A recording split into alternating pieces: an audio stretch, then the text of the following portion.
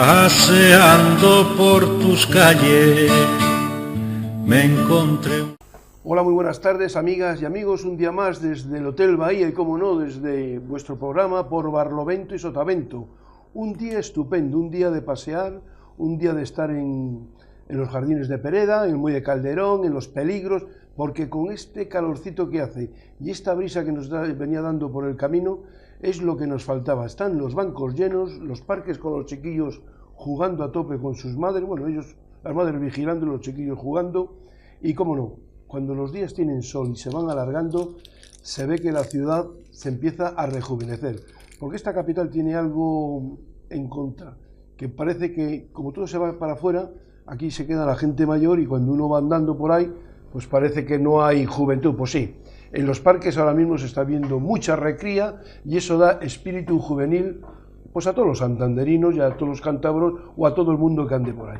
Y hoy, para hablar ya de lo que viene ocurriendo en esta región, de lo que viene ocurriendo en el gobierno, de lo que viene ocurriendo en varios sitios, ¿no? En la oposición, en todo esto, pues hoy me acompaña el diputado en funciones, ¿no? ¿Se dice así ahora o diputado? No sé si estoy en funciones. Bueno, el diputado regional del Partido Popular, Carlos Bedia. Muy buenas tardes, gracias por venir.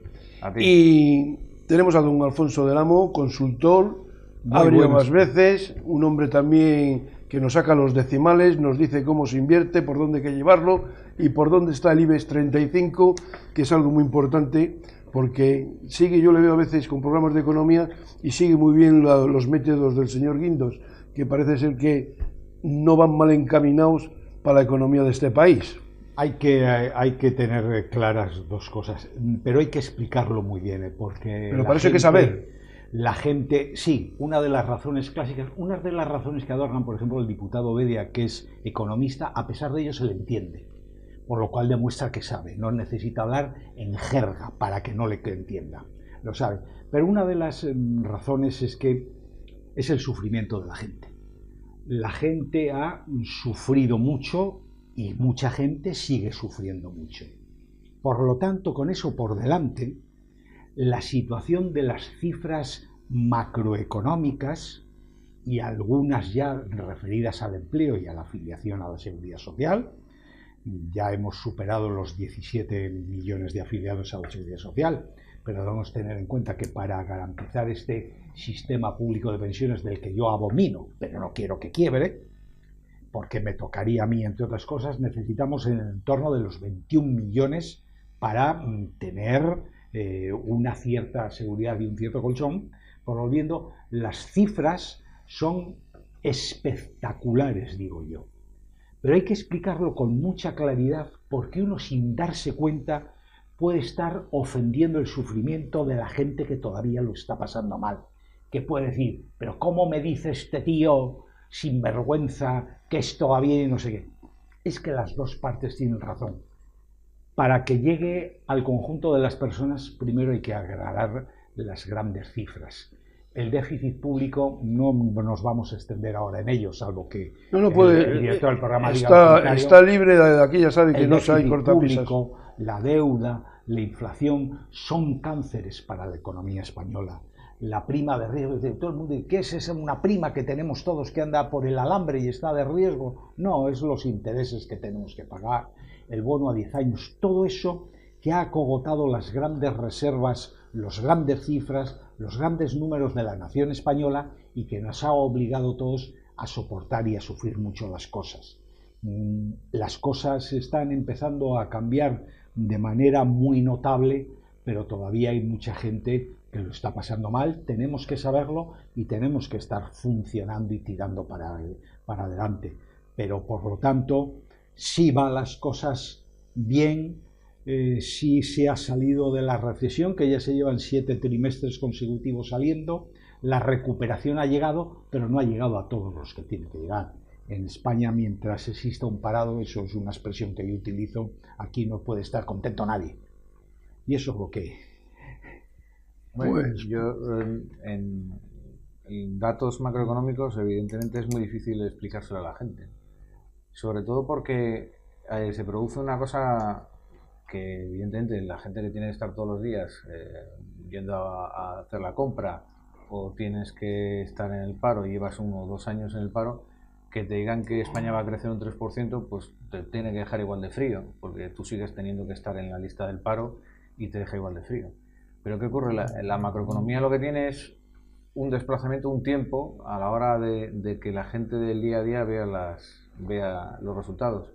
Y de la misma forma que recuerdo aquel debate entre Solbes y Pizarro del 2008, en el que Pizarro hizo una disección increíblemente precisa de lo que iba a ocurrir en España en los años siguientes si no se tomaban decisiones de control del gasto, y el señor Solbes lo negaba todo y dijo que no, que eso no era verdad, y al final se produjo exactamente lo que dijo el señor Pizarro, pero 2 o 3 años después. Y veníamos de una época que no estábamos tan mal, estábamos bien, en 2008-2007, pero claro, llega el 2009-2010 y el 2011 que ya es la debacle, ¿no? Pues igual que hay una inercia negativa cuando las cosas se hacen mal y que tarda 2 o 3 años en tener efecto, hay una inercia positiva, aunque las cosas se hagan bien, que también tarda 2 años en tener efecto. Y el hecho de que en el 2014 se haya crecido por encima del 1% y que se diga que en el 2015 va a crecer en el 3%, ¿qué quiere decir? Que probablemente, y en el caso de Cantabria, que ya lo ha dicho el presidente y es bastante cercano a las cifras que los expertos también establecen, habrá 10.000 personas menos en el paro que a principios de año. Eso serán 10.000 buenas soluciones, pero aún así seguirá habiendo pues en torno a 35.000 personas en el paro. ¿Qué ocurre? Que si no consigues tener un crecimiento del 3%, no vas a poder dar buenas noticias después. Y lo bueno, que yo creo que sí que es verdad que ya nadie habla de intervención, nadie habla de crisis, de quiebras, ni demás. Yo me acuerdo, además... Ni de la famosa prima. Ni de la famosa prima. Yo siempre la he mirado, porque toda la vida la he mirado, porque como analista en bolsa y como economista siempre tenías que ver, dentro de las gráficas de los bonos, tienes que tenerlo en cuenta. Pero claro, la gente lo llegó a conocer cuando estaba en 700 puntos y todo el mundo sabía, todo el mundo era un experto de la prima de riesgo, la prima de riesgo en 700 puntos, ¿qué va a ser de nosotros? Bueno, ahora está en 119, o ya cerran 119, nadie dice nada, nadie se acuerda de ella, ¿no? Teníamos de todas... ¿Puedo? Sí, no, teníamos de todas maneras que hacer un ejercicio de pedagogía para el común, y el común no significa el menor desprecio, que yo no sé medicina y no soy ningún botarate, quiero decir que cada uno tiene la especialidad que tiene y sabe de lo que sabe, pero yo creo que hay que explicar para el común lo que habría significado en España la intervención.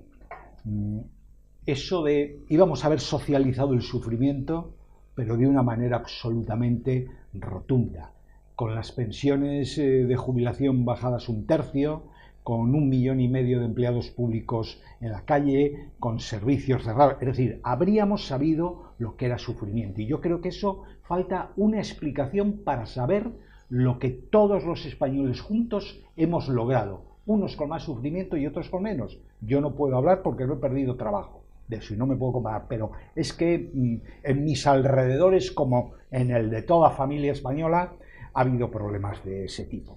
Ese es un apunte que quería hacer. Y luego hay un elemento del que apuntaba Carlos Bedia sobre el crecimiento del PIB.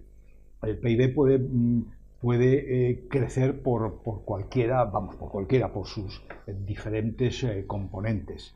En los años duros del 11 y del 12, del 11 y 12 y parte del 13, un poco la partida nos la salvó el sector exportador, que se comportó de una manera absolutamente extraordinaria. Claro, las empresas salieron donde podían colocar sus mercados, y era muy alentador, con esa precaución, de esa precaución de no ofender, que es lo único que me ha preocupado, ofender a una persona sufriendo. Era muy alentador ver a nuestras empresas compitiendo en el mundo y ganando concursos de todo tipo y condición. Era muy alentador ver cómo la casa matriz de Ford en Detroit, en Estados Unidos, adjudicaba un modelo en Almusafes, en Valencia. Era muy alentador y demás. Pero, sin embargo, los últimos datos, además de ser alentadores como en el comercio exterior, son muy interesantes. El crecimiento del PIB viene sustentado en dos elementos. Uno, que es el consumo privado, el 60% del PIB en números redondos, y la inversión en bienes de equipo. El consumo privado significa dos cosas. Una, que hay más disponibilidades, evidentemente, hay 500.000 de personas más trabajando, eso evidentemente se tiene que notar.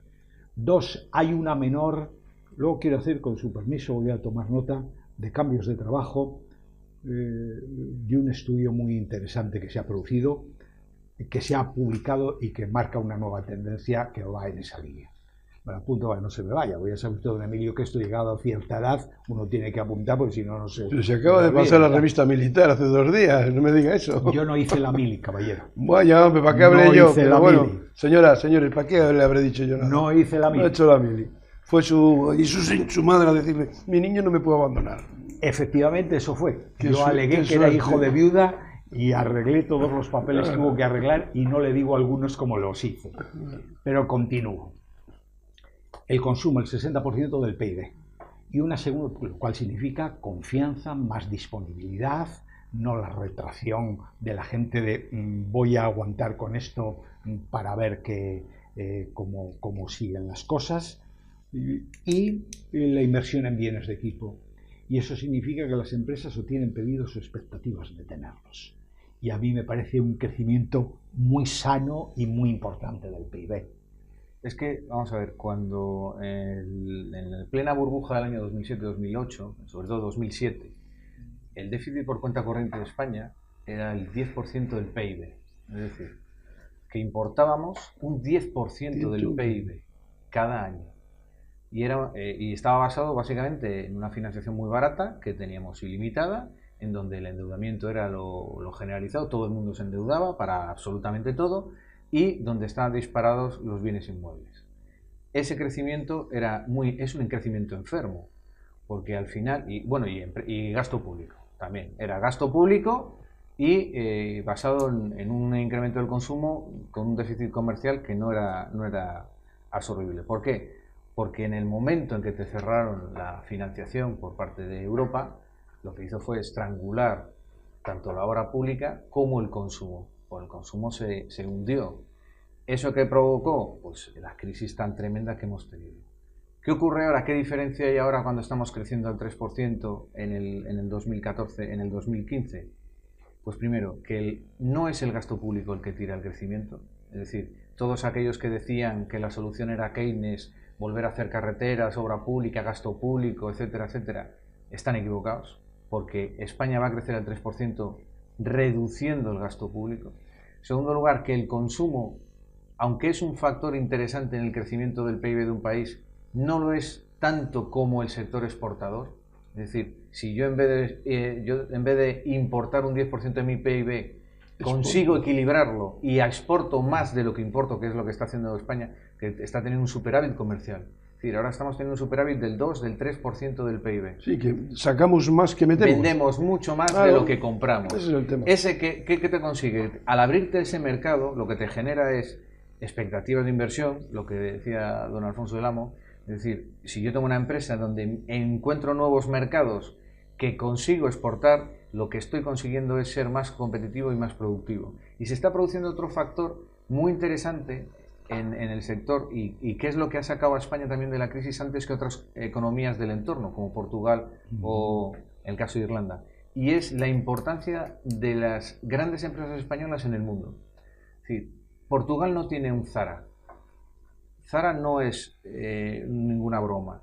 El hecho de que Zara esté ahora volviendo a traer fábricas de producción de sus productos a España, porque ahora somos competitivos por ejemplo, con la economía china, o que España tenga multinacionales de la construcción como ACS o Fomento de Construcciones, que son dueños, o sea, que tengamos la gestión de los aeropuertos ingleses, que hagamos autovías en Canadá, que tengamos el AVE en Arabia Saudita. El AVE en Arabia Saudita, que tengamos el canal de Panamá hecho por una empresa española. Es decir, esa potencia de las multinacionales españolas que en su momento salvó la economía del país en plena crisis. Ahora lo que está haciendo es encima impulsar todavía más el crecimiento. Y luego lo que acaba de apuntar y Telefónica y Repsol y el Santander y hay cosas muy interesantes de las que siempre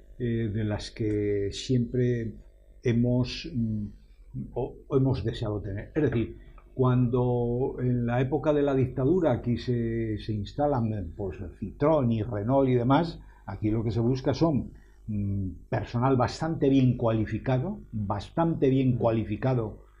sobre todo en lo que hoy se viene a denominar mandos o puestos intermedios, aquello que sabía de las escuelas de maestría industrial, de las universidades laborales y demás, pero también a eso había que unir dos factores: una baja percepción salarial y la restricción de los derechos políticos y sindicales inherentes a la dictadura. Es decir, la dictadura garantizó que allí no se movía nadie. En estos momentos, y saltando las distancias, nos encontramos instalando o construyendo por parte de HUL, me parece que se llama,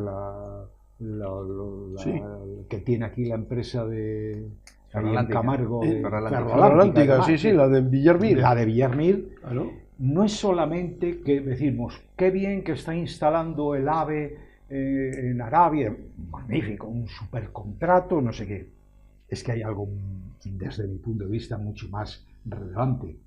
Es que el saber hacer, la investigación, el desarrollo, la técnica y el conocimiento está aquí, claro. Está aquí.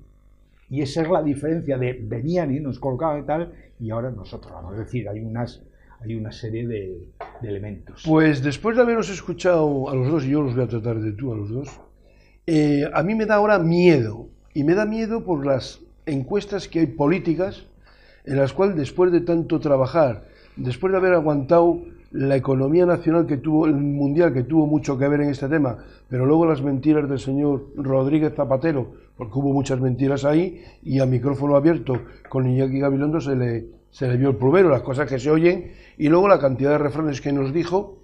Pues si es esto que ahora mismo, y como bien había dicho Alfonso del Amo al principio, se ve, pero no en todas las casas se está palpando, pues hay algo que a mí ahora mismo, y yo no soy de otro pelo, a mí me preocupa mucho que las encuestas del CIS a estos señores de Podemos y que tienen marca, esa marca de que les da las televisiones, la 4 y la sexta, a los de Ciudadanos al igual, donde tienen unos planteamientos económicos que ni con pinzas de cirujanos yo creo que se puedan, en estos momentos, tal y como está el panorama, cogerles cómo es que todavía tienen esa gran intención de voto, sabiendo que en Grecia están pasando las canutas. Y a mí me da mucho miedo que en mi país y que en mi familia les pase que no cobre mi madre la pensión, que yo me quede sin empleo, que llegue el tal igual y que los funcionarios se tengan que ir para casa porque no cobran. Pero es que la gente, Emilio, no se lo cree. O sea, no se cree que le vaya a pasar eso. Igual que no se creía que la intervención de Europa eso es como el sarampión entra a todo el mundo. Yo cuando en el Parlamento nos visitan los colegios,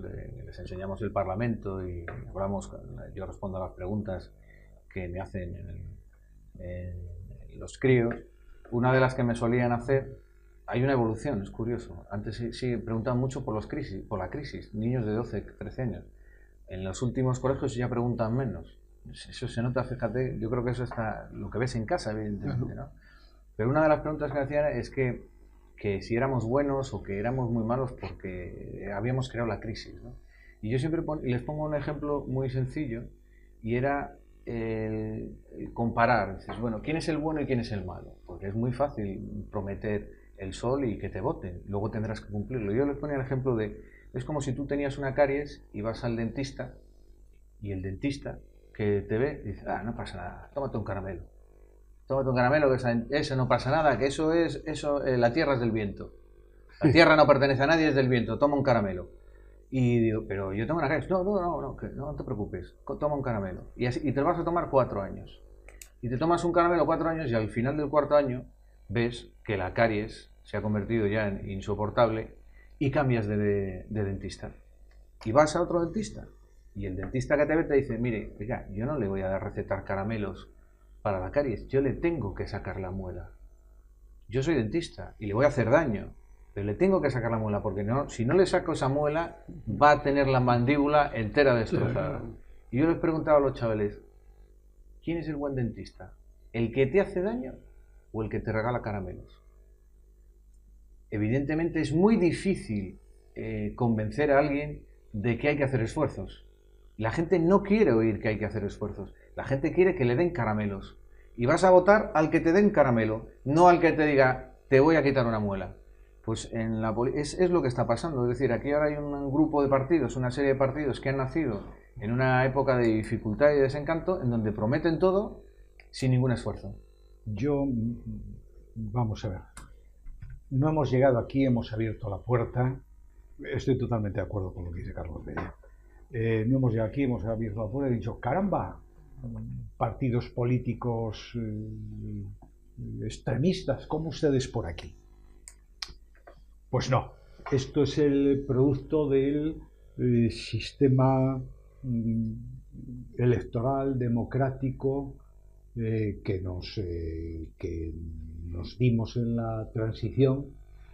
Yo, que era militante de UCD y estaba muy satisfecho con la transición, cada vez me cuestiono más diversos comportamientos que tienen que ver con el sistema de partidos y sindical, o con el sistema de representación de partidos, sindical y de la patronal, que son para echar a comer aparte también, porque se van, nadie hablamos de ellos y vamos, los espectáculos de los nenes son de aurora boreal algunos, y en Cantabria hemos tenido ejemplos para meternos debajo de la mesa.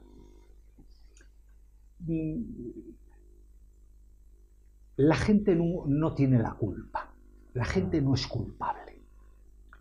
El Partido Socialista y el Partido Popular, excepto el interín de los 5 años y medio de UCD, han gobernado España. Y han gobernado, perdón, el inicio de UCD, han gobernado España y han gobernado todas las grandes instituciones.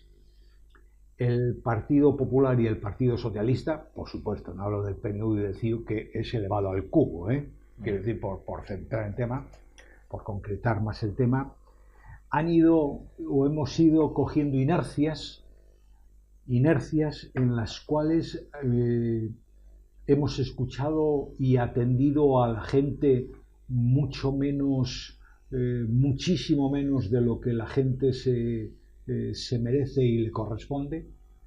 A mí me emociona una fotografía de Winston Churchill en su última elección como diputado, 83 me parece que tenía, y llevaba 56 de diputado, pero de diputado por circunscripción, y me emociona aquella foto del premier británico subido en una caja que me parece como de fruta de madera en una esquina de una calle, dirigiéndose a la gente, porque está en su circunscripción y se tiene que dirigir a la gente a la que se debe.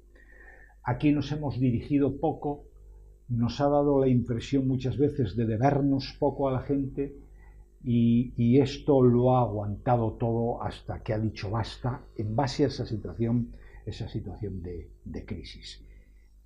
Ha habido una enorme irresponsabilidad política, todos los partidos, en todas las administraciones y en todos los territorios de España, diciendo que sí y tirando de presupuesto, con lo cual tenemos el país más estrambótico, con un spa de mármol en un pueblo de 300 habitantes, o aeropuertos en donde no llega nadie, etcétera, etcétera, de una situación. Y todo esto ha ido acumulando, además de los muy llamativos casos de corrupción, pero aquí yo desearía detenerme para señalar que los casos de corrupción son muy llamativos, ofensivos, porque ofenden a la gente, eso tiene que ofender de una manera tremenda, como a mí me ofende, pero son muy llamativos, pero son muy minoritarios. En España hay más de 8.000 municipios y hay miles y miles y miles de concejales de todos los partidos dedicados al bien común y al servicio público de sus ciudadanos y sus vecinos, que no cobran un céntimo, y las gestiones al gobierno de turno se pagan hasta la gasolina del coche. Quiero decir que es todo muy, muy, muy complejo. En todo ese proceso de gasto público desaforado, de no atender gente, de elementos muy llamativos de corrupción, se convierte en un caldo de cultivo, para que lleguen pues los iluminados y las historias populistas. Por supuesto, no voy a referirme al cabo austriaco de nombre Adolfo, porque ya está muy manido. Tenemos recientemente lo ocurrido en Grecia, pero no olvidemos lo anterior en Italia con el payaso aquel, y digo payaso como profesión. Es que era profesión. Por eso lo digo en el sentido de profesión, sí. Que ahora no me acuerdo el nombre, pero que con otra historia y tal, por no ir anteriormente a lo del propio Berlusconi, que es muy difícil de digerir en los planteamientos de los que entendemos la democracia de otras maneras. Y otro que se tuvo que marchar corriendo para Túnez. Bertino Craxi, que estuvo, bueno, y luego condenado por corrupción también. Yo creo que la historia del PSOE. Yo creo que la historia política de Italia para llegar es la historia del divino Giulio Andreotti. 1945 acaba la Segunda Guerra Mundial, 1947 es nombrado secretario de la presidencia del gobierno del primer ministro del gobierno de Italia, la República Italiana. Y desde entonces no dejó de ser ministro, pero ministro de Asuntos Exteriores, de Hacienda, es decir, no fue ministro de una cosa menor ni tales acuerdos. Aunque si fuésemos un país con un poquito más de memoria, estaríamos absolutamente agradecidos a Giulio Andreotti cuando con Fernando Morán y Marín, él como presidente de turno de la Comisión Europea da un impulso y allana el camino definitivo para el ingreso de España en el TAP. Pero quiero decir que todo eso va conformando, va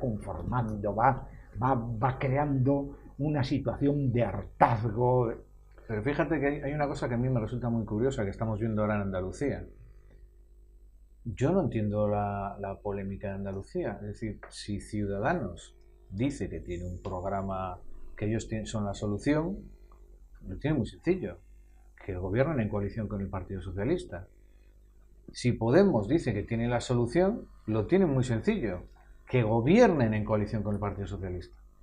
Sin embargo, todos los expertos en política me dicen, no, pero eso no lo van a hacer, porque no les conviene políticamente. Digo, perdona, ¿cómo que no les conviene políticamente? No, porque claro, en el momento en que gobiernen y vean que tienen que hacer exactamente lo mismo que están haciendo ahora y haciendo ajustes, ya no les va a venir bien para las próximas elecciones. Ese es el tema. Entonces la cuestión que te haces es, o sea, que tú eres un partido político que te presentas solo para tener poder, cargos políticos, que no te quieres manchar en la gestión, que quieres que los demás hagan tu trabajo, pero tú siempre vas a permanecer ahí como impoluto. Y ese es lo que a mí me asombra del asunto de Andalucía. Porque lo que no puede ser, entiendo, que digas, yo tengo la solución para todo. Podemos lo van a resolver todo en 15 minutos. Oiga, gobierno con el PSOE, que son amigos de ellos. Y no quieren.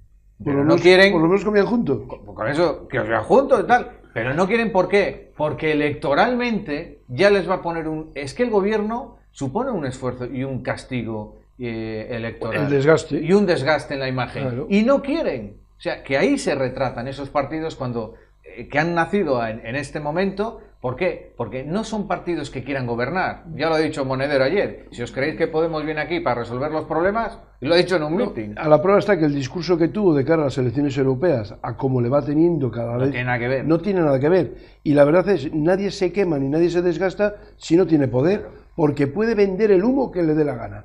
Y hablando de este humo, hay otra cosa que también me asusta.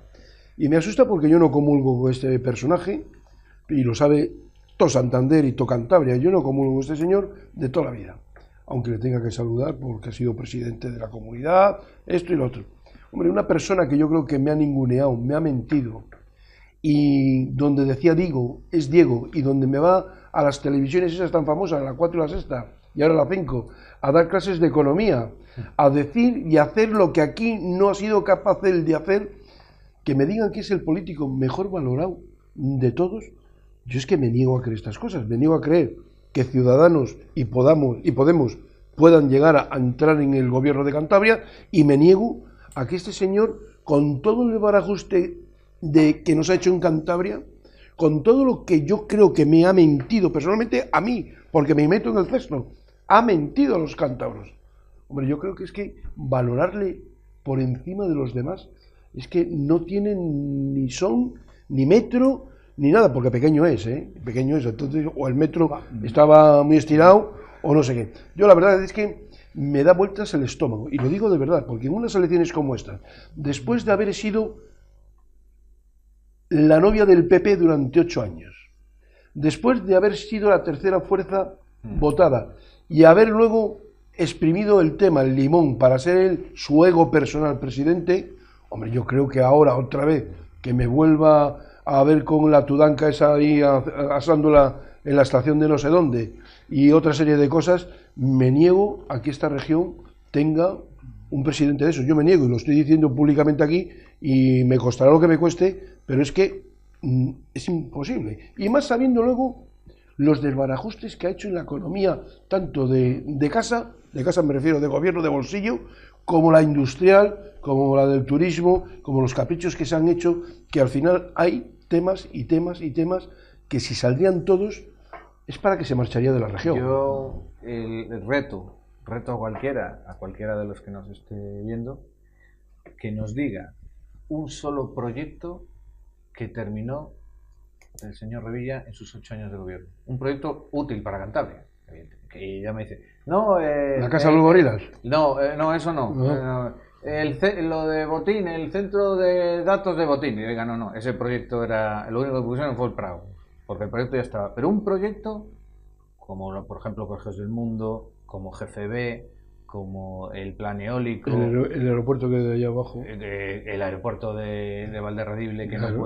no pueden aterrizar los aviones porque hay un parque eólico de Castilla y León que impide la utilización y se metieron 2 millones de euros en ello. Es decir, que me digan un proyecto, que la gente piense, que recapacite, que frene y diga, vamos a ver, Valdecilla, la autovía de Solares Torrelavega, el desfiladero de la Armida, que me digan un proyecto, un solo proyecto importante para Cantabria. Pues como no sea traer aquí a Rodríguez Zapatero, que le trajo a Puerto Chico a comer. Bueno, le trajo a Ted, o a Ali, que le trajo aquí a comprar el Racing. O sea, que lo piense la gente, que se para a pensar un solo proyecto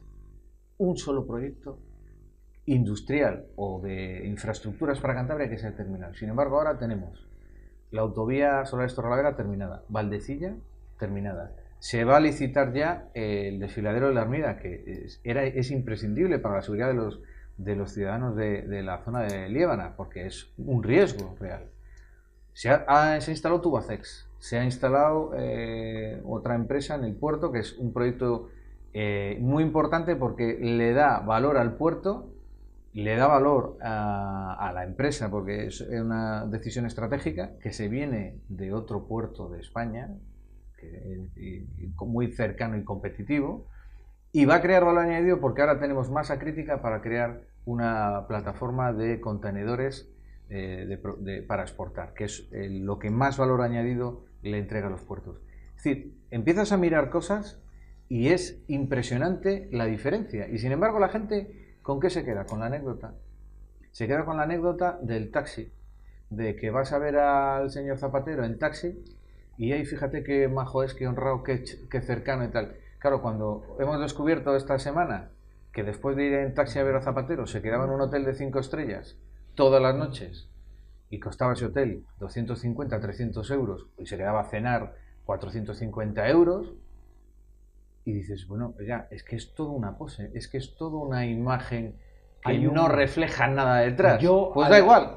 Al entrar a la convocatoria de don Emilio de Cos para el programa, he saludado en la puerta, como siempre que nos vemos, he saludado a Miguel Ángel Palacio.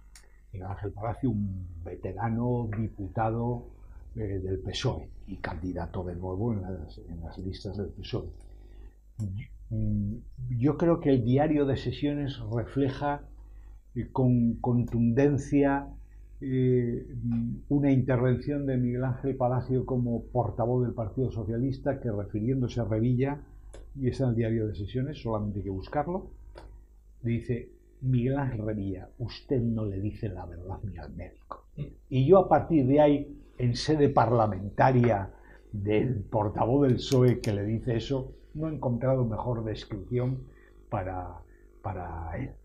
Pero bueno, debemos tener en cuenta que desgraciadamente es que las cosas son como son y aunque suene duro decirlas, existe mucha gente que ni quiere saber nada, ni le interesa nada y que cree que nada le afecta. El último ejemplo lo tuvimos en las elecciones europeas, por centrarnos en ese caso. Estúpidamente, y lo digo así, estúpidamente, existe mucha gente que se cree que hacer el Canelo en las elecciones europeas sale gratis.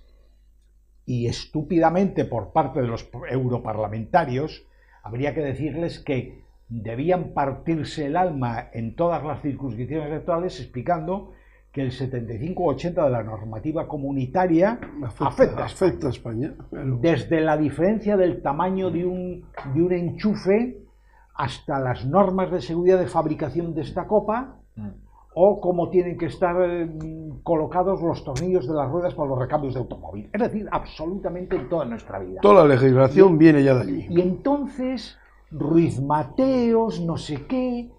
Pero bueno, ¿cómo se puede tener esta frivolidad? ¿Cómo se te puede tener esta irresponsabilidad electoral? Pero bueno, el voto es propiedad del ciudadano y además secreto y solamente se ve el resultado agregado cuando se abren las urnas. Pero las cosas son como son. A mí hay una cosa que a mí sí que me sorprende del caso del que fuera presidente del gobierno cuando dice eso de si no soy presidente no termino la legislatura. Lo tenía yo para la segunda parte. Claro, pero es que esa frase a mí me parece para mí es una amenaza. Falta. Es una amenaza a sus votantes. Yo creo que es una amenaza a su partido. Yo creo que es otra cosa. Pero sobre todo lo que es una falta de respeto. respeto. Nos diga... La palabra dice él, o soy presidente o me la aspiro. Ese es el adjetivo. ¿Es lo que ha dicho? Sí, sí. Mira, ese titular no lo han puesto en los medios de comunicación. Pues en algún periódico digital, perdona. Sí, en algún periódico digital sí viene con me la aspiro. Pues todavía más grave. A mí me parece una... Cuando llegue la segunda parte que nos diga... No, ya está. Vale. Puedes. No, si digo que lo tenía yo para... Vamos a ver. Miguel Ángel Revilla, si uno se dedica a correr maratones y deja de correr un año, cuesta mucho volver a correr. Como si uno tiene el hábito del estudio diario, todos sabemos que cuando te vas de vacaciones, en fin, que volcar la vista cuesta, porque se pasa una mosca, como me decía mi madre de niño cuando estaba encima de mí, te distraes con el vuelo de una mosca. Y Revilla, Miguel Ángel Revilla, lleva desaparecido 3 años y medio en números redondos de la política de Cantabria. Miguel Ángel Revilla lleva de circuitos televisivos y jugosísimos ingresos 3 años y medio. Y el ejercicio diario de la política es el que te hace mantenerte en forma, como si vas a correr el maratón, como si tienes el hábito de estudio. Y le ha costado, además que le está costando mucho volver a ponerse al tanto de lo que ocurre en la política. Observar frases deslavazadas. La única vez que entró con cuchillo cachicuerno fue para arreglar la disputa de Marcano, para entendernos, ya sabemos de lo que hablamos. Sí. La dejó ventilada y se fue a otro programa de televisión. Todas estas situaciones, no saber hacer, es un hombre mayor, todos perdemos facultades, él va necesitando cada vez con mayor frecuencia el teñido del pelo y del bigote. Es que es todo un compendio de cosas propias de la edad y de estar en fuera de juego. Entonces él, que con una capacidad de mentir, de decir una cosa y la contraria en minutos 2, toda esa capacidad, ese olfato le está perdiendo o tardando en recuperar. Hay cosas que todos los que hemos hecho campañas electorales y las haremos en estas, y todos los que militamos en partidos y demás, desde diferentes cargos de responsabilidad, sabemos que hay que tener en periodos preelectorales y electorales un tema tabú que no se debe contar nunca, es decir, pues yo me voy a retirar para que mi número 2 me sustituya, voy a aprovechar mi tirón electoral, no sé qué, eso no se cuenta. Y un segundo asunto, que es no anunciar las posibilidades de pacto a posteriori, porque te estás cerrando puertas. Cerrando puertas o poniendo en peligro núcleos, no sé de qué tamaño, de votantes propios que ante ese enunciado no parecerían igual dispuestos a votarte. Y él en una sola intervención, anuncia que se retira si no es presidente, no que se pira. En fin, yo soy un raquero de Bajamar y el de pirarse me gusta, es decir, yo lo he entendido, se pira, pero cabe esperar de un político que yo me piro. Dice cuál va a ser su política de pactos y sobre todo le pega un meneo interno de moralina a su propio partido que es difícilmente entendible. En estos casos, en estos momentos, el PRC, los miembros del PRC pueden estar encontrándose de a ver cómo me salvo yo. A ver cómo me salvo yo. Y yo creo que en esta situación va a ser interesantísimo a partir del 25, esto nos lo vamos a... El 25 llega el tiempo de la política. Y que no sea capaz de hacer política es que no es digno de ser nada. A mí llega el tiempo de la política. Hay otra cosa que además me sorprendió. Yo sí que creo que ya perdió agilidad en el 2011, cuando hizo comentarios bastante fuera de lugar, pero que te diga que yo me quiero presentar para batir el récord, es decir, yo quiero ser presidente para batir el récord, ser el que más años ha estado de presidente del gobierno.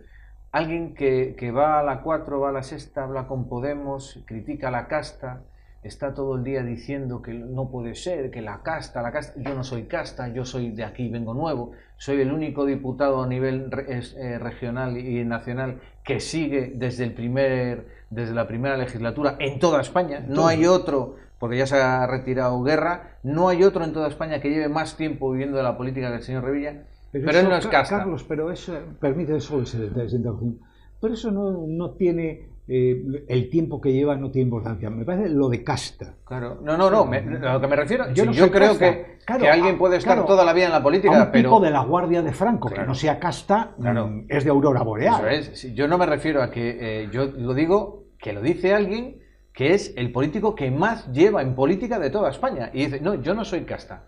Y sin embargo te presenta y dices, es que quiero batir un récord. Yo me presento para batir un récord. Y si no le bato, me voy. Que es ser presidente del gobierno más de 8 años, que no lo ha sido nadie. Oiga, yo creo que ese argumento no te lo compra ya nadie. Nadie te va a votar. Pues voy a votar al señor Revilla para que sea presidente de récord. Tendrás que ofrecer algo. ¿Qué ofrece el PRC en estas elecciones? Nada. No, bueno, jamás lo ha ofrecido. Pero en estas elecciones, ¿qué ofrece? La imagen de un líder que está más tiempo vendiendo libros, que su campaña en Twitter es: voy a presentar hoy un libro con Cintora, mañana os doy mi primer capítulo del nuevo libro. Oiga, que está en campaña electoral, que esas son sus prioridades, ¿no? Y a mí me parece que sinceramente está perdiendo la agilidad que tenía hace 15 años. Mire, a diferencia, y que no lo cobrás, pero por hablar de dos casos, del PNV y de CiU, ambos miembros de la Internacional Demócrata Cristiana, yo como ex militante de UCD, hay pocas cosas que más rechace que a un demócrata cristiano, pero eran miembros con una corriente ideológica determinada. Y el Partido Socialista es miembro de una corriente ideológica determinada. Yo creo que equivocada y que ha hecho mucho mal. Y el Partido Popular es miembro de una corriente ideológica determinada. No existe nada que una a grupos de personas si no es a través de ideas.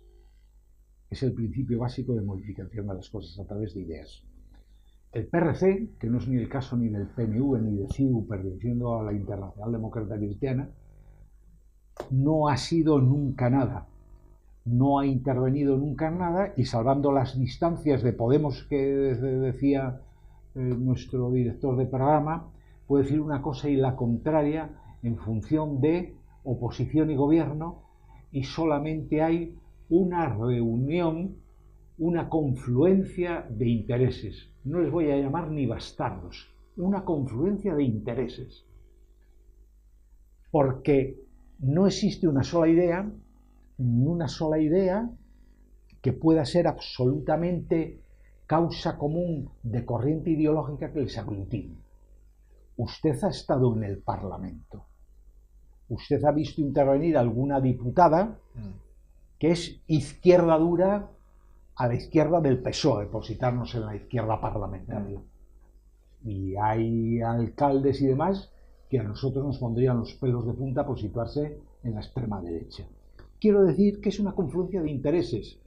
Cuando los intereses, la capacidad de reparto de presupuesto, la capacidad de decir, disminuyan, y el líder carismático, que lo ha sido siempre, vaya diciendo, llega un momento en el que, y yo creo que se va a producir en estas elecciones. Yo creo que se va a producir desbandada en el sentido de que cada uno va a empezar a mirar sus propios intereses. Para mí el PRC, más que un partido político, era una unión temporal de empresas, una UTE, que es lo que yo siempre...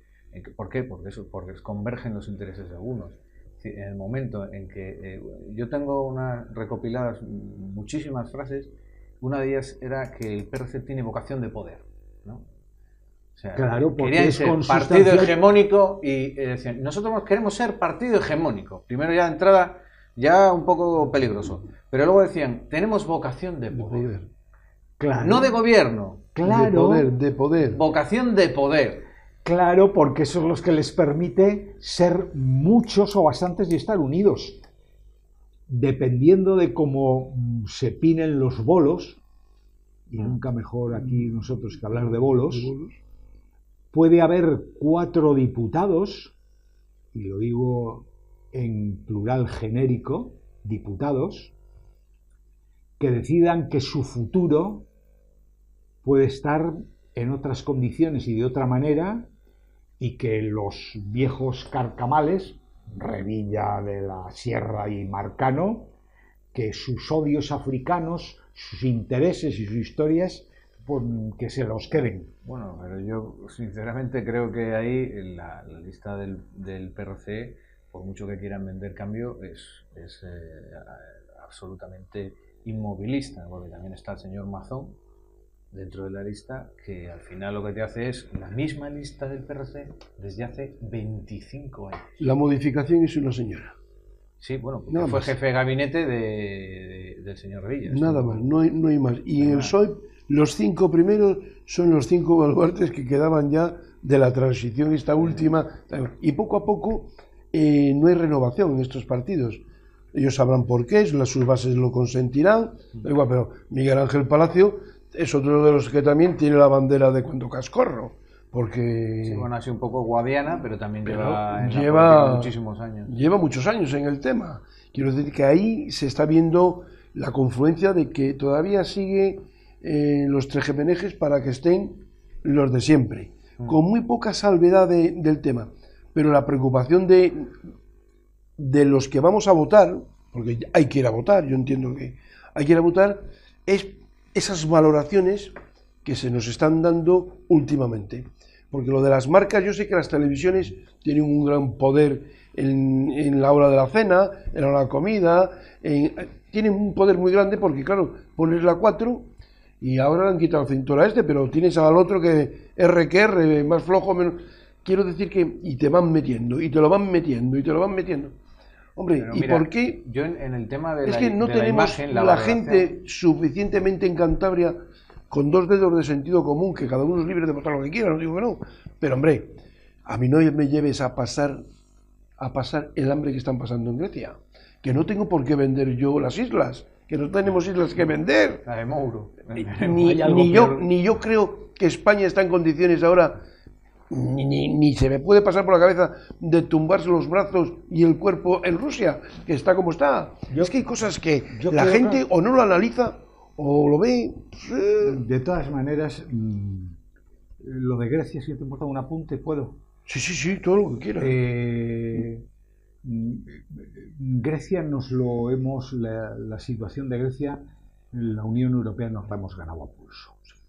Como es público y notorio, soy el vicepresidente de la Casa de Europa y se han hecho pues muchas reuniones de trabajo, tanto en el Parlamento como en la Comisión, en Bruselas, en Estrasburgo, pero yo recuerdo sobre todo una en Brujas, en el Colegio Europeo de Brujas. Sí, claro, si eran Brujas, iba a ser el Colegio Europeo de Gante, ¿verdad? Bien, en fin, perdón. No, que está bien. El Colegio Europeo de Brujas, en un análisis que se estaba haciendo sobre la zona euro, los países que iban a entrar en el euro, etcétera, etcétera. Todos, absolutamente todos los directores generales, es decir, los funcionarios de carrera, los niveles máximos de edad, sabían y eran conscientes que los datos, las cifras de Grecia eran mentira. Eran mentira. Y a Grecia le admitieron su gran mentira.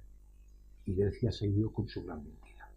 Hay una diferencia muy notable entre Grecia y España, me refiero al sufrimiento, a no vernos como Grecia, etcétera, etcétera. En España hay políticos, sindicalistas y empresarios corruptos. Y en España, que hay esos políticos, empresarios y sindicalistas corruptos, la sociedad española no es corrupta. Sin embargo, en Grecia, el conjunto del gobierno y de la sociedad es corrupta. En la isla de Cronos, de 4.000 habitantes, hay 3.900 pensionados por ciegos. No estoy diciendo ningún dato no comprobable. ¿Qué decir que no es una sociedad corrupta?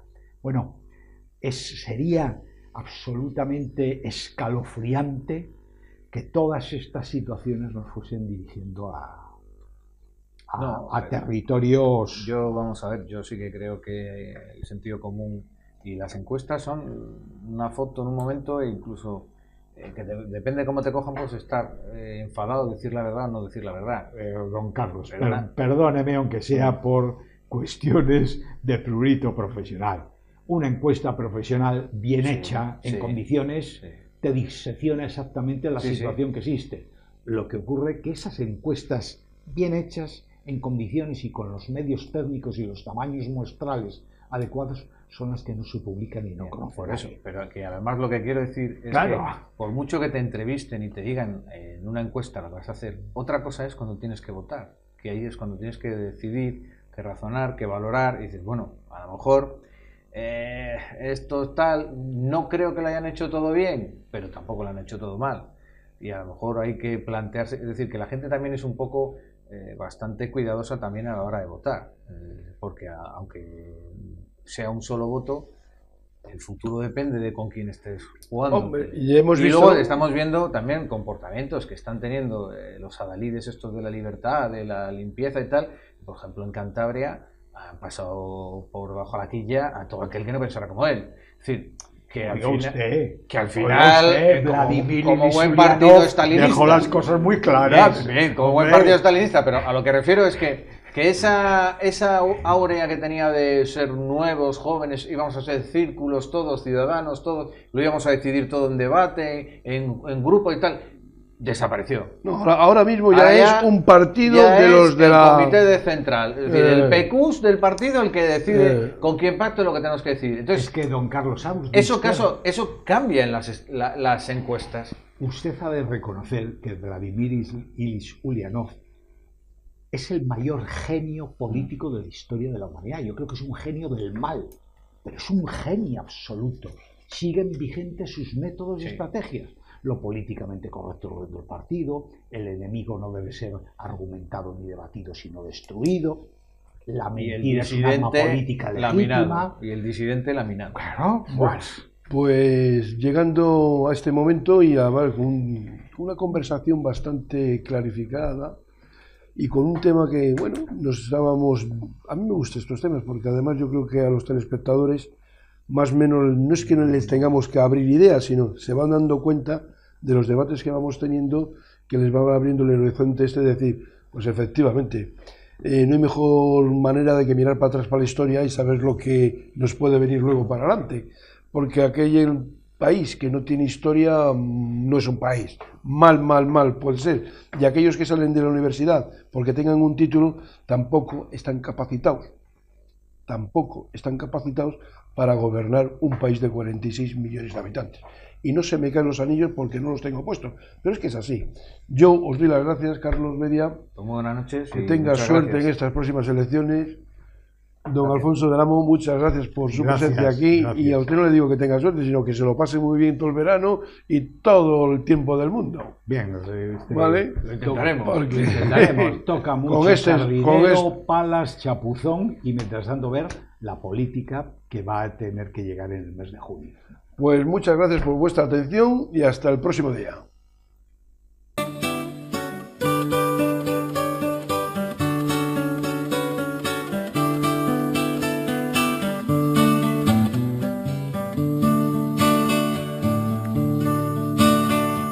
Paseando por tus calles me encontré